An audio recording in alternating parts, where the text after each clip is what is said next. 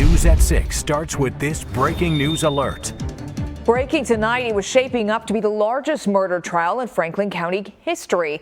But now nearly half of the 25 murder charges against William Husel could be dropped. And of course, that's the information we're getting from people close to the case against the former doctor at Mount Carmel. Investigator Haley Nelson has been on top of this story since the very start. And Haley, what exactly have you learned?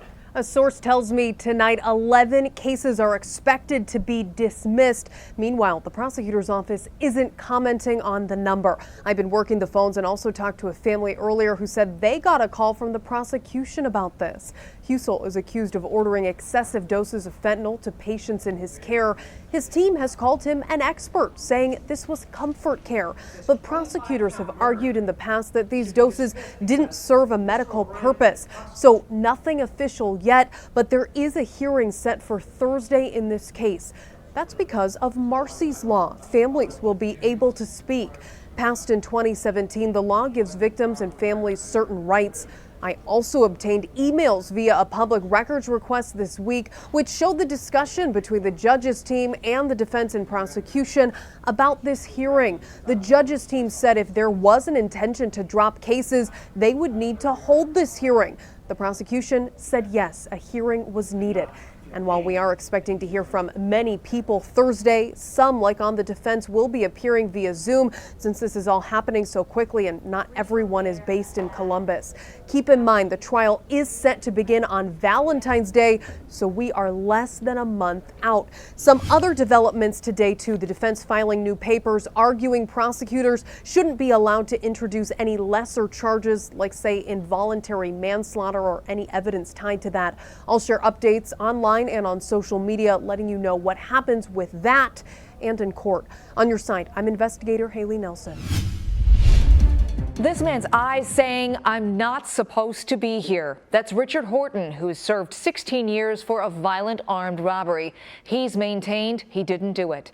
Tonight, after all these years, he's out of a jail cell. Happened just in the last hour. Horton still has that charge hanging over his head tonight, but he's getting another chance to prove his innocence. This time, science will be his star witness. Bree Buckley was the only reporter there for this life-changing moment. Bree. Rodney, Stacia, he was just released here from the Franklin County Correction Center just about an hour ago, and it truly was a life-changing day for him and his family, and we were here. We were there to see those first moments. Take a look at this video from earlier.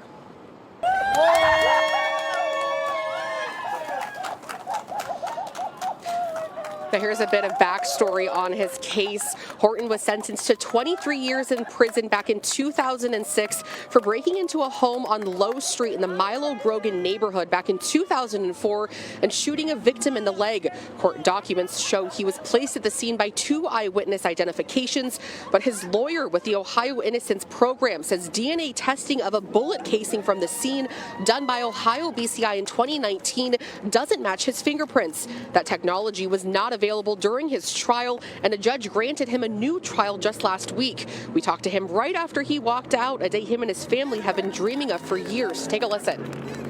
I've been through a lot. They've been through a lot. It's been 17 years I've been wrongly convicted, and I just want to get the truth out there. I know the system is not perfect, and that's helped me not to be bitter, and my support system has helped me to realize that, and I just look forward to moving on with my life, man, and getting the truth out there. He tells me he also looks forward to spending some time with his family, though he knows the fight is just starting now. His lawyer says a new trial date has not been set quite yet. Rodney. Bree Buckley on your side in South Columbus. Thank you very much, Bree.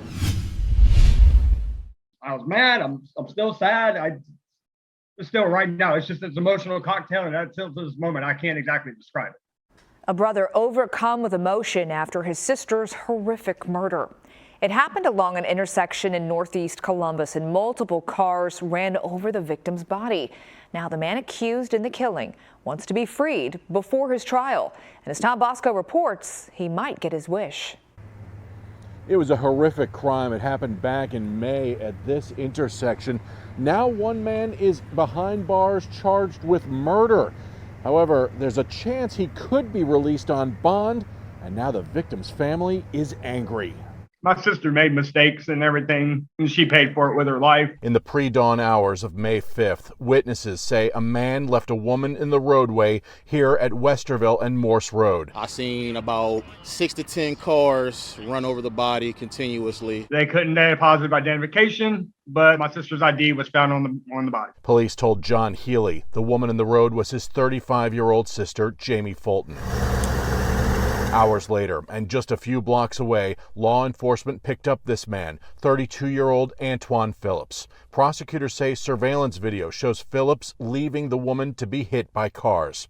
Healy says Phillips had a hold on his sister that he didn't understand. The sister that I knew, the Jamie Fulton that I know, compared to the Jamie Fulton that was with Antoine, very two different people in the same body. One incident where she said that she was beaten with a wrench. She had bruises all over her. Phillips is charged with murder, kidnapping, and domestic violence. What's making John Healy angry is that Phillips has had his bond reduced from $1.5 million to $500,000, and now he could be allowed out of jail on house arrest to await trial. And get this, Phillips was already out on bond at the time of Jamie's murder. He was awaiting trial on charges of rape and gross sexual imposition. To know that he was already on bond, out on bond in another crime when this happened to your sister, how does that make you feel? Angry. Phillips' bond was reduced in December after a Supreme Court ruling in another case, which essentially said the safety of the public cannot be considered in setting bond.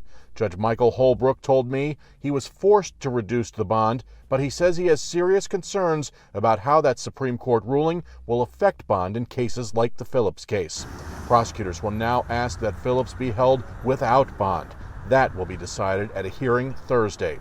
John Healy says he would feel safer if Phillips is kept in jail so he can concentrate on taking care of Jamie's 16-year-old son. Her son is my number one concern. How do I get him through all this? On your side in Blendon Township, I'm Tom Bosco, ABC 6 News.